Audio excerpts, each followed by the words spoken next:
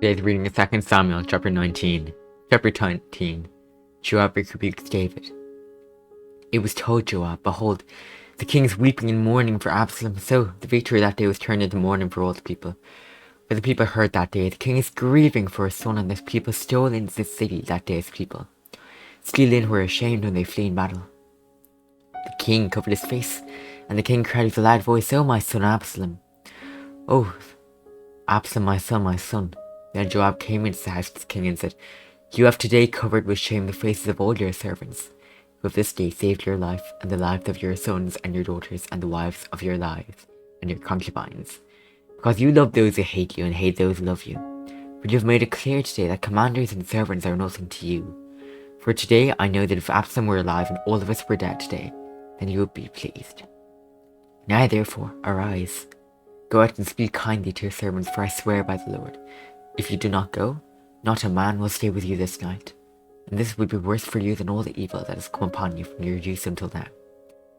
Then the king rose and took a seat in the gate, and the people were all told, "Behold, the king is sitting in the gate," and all the people came before the king. David returns to Jerusalem. Now Israel had fled every man to his own home, and all the people were arguing throughout all the tribes of Israel, saying, "The king delivered us from the hand of our enemies and saved us from the hand of the Philistines. And now he has fled out of the land for Absalom. But Absalom, whom he anointed over us, is dead in battle. Now therefore, why do you say nothing about bringing the king back?" King David sent this message to Zadok and Abiathar the priests. "Say to the elders of Judah, why should you be the last to bring the king back to his house, when the word of all Israel has come to the king? You are my brothers, you are the bone of my flesh. Why then should we be the last to bring back the king?" And say to Amasa, "Are you not my bone and my flesh? God do so to me and more also, if you are not commander of my army from now on in the place of Joab." And he swayed the heart of all the men of Judah as one man, so that they sent word to the king, "Return both you and all your servants." And the king came back to the Jordan, and Judah came to Gilgal to meet the king and to bring the king over to the Jordan. David pardons his enemies, and Shimei, the son of Gera the Benjaminite from Bahurim, heard to come down with the men of Judah to meet King David. And with him were 1,000 men from Benjamin, and Ziba, the servant of the house of Saul, with his 15 sons and his 20 servants, rushed down to the Jordan before the king.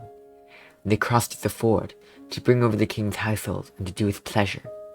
And Shimei, the son of Gera, fell down before the king household and to do as he was about to cross the Jordan, and said to the king, "Let not my lord hold me guilty, or remember how your servant did wrong on the day my lord the king left Jerusalem. Do not let the king take it to heart, for your servant knows that I have sinned. Therefore, behold, I have come this day, the first of all the house of Joseph, to come down to meet my lord the king." Abishai, the son of Zeruiah, answered, "Shall not Shimei be put to death for this, because he cursed the Lord's anointed?" But David said, "What have I to do with you, you sons of Zeruiah, that you should this day be as an adversary to me? Shall anyone be put to death in Israel this day? For do I not know that I am this day king over Israel?" And the king said to Shimei, "You shall not die." And the king gave him his oath. And Mephibosheth, the son of Saul, came down to meet the king. He had neither taken care of his feet, nor trimmed his beard, nor washed his clothes, from the day the king departed until the day he came back in safety. And when he came to Jerusalem to meet the king said to him, "I will saddle a donkey for myself, that I may ride on it and go with the king. For your servant is lame. He slandered your servant to my lord the king. But my lord the king is like the angel of God. Do therefore what seems good to you. For all my father's house were but men doomed to death before my lord the king. But you set your servant among those who eat at your table. What further right have I, then, to cry to the king?" And the king said to him, "Why speak any more of your affairs? I've decided, you and Ziba shall divide the land." And Mephibosheth said to the king, "Oh, let him take it all, since my lord the king has come with safety home." Now Barzillai the Gileadite come down for Rohalim, and he went on with King Jordan to escort him over the Jordan. But Barzillai was a very aged man, 80 years old. He had provided the king with food while he stayed in Mahanaim, for he was a very wealthy man. And the king said to Barzillai, "Come over with me, and I will provide for you with me in Jerusalem." But Barzillai said to the king, "How many years have I still to live, that I should go up with the king to Jerusalem? I am this day 80 years old."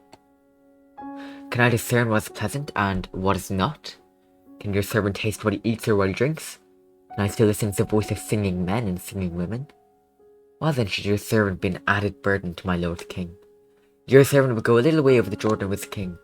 Why should the king repay me with such a reward? Please, let your servant return, that I may die in my own city near the grave of my father and my mother. But here's my servant, Chimham.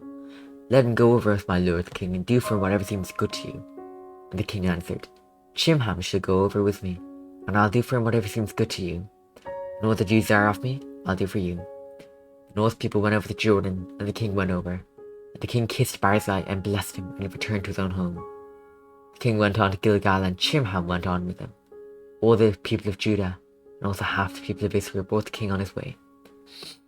Then all the men of Israel came to the king and said to the king, Why have our brothers, the men of Judah, stolen you away, and brought the king and his household over the Jordan, and all David's men with him?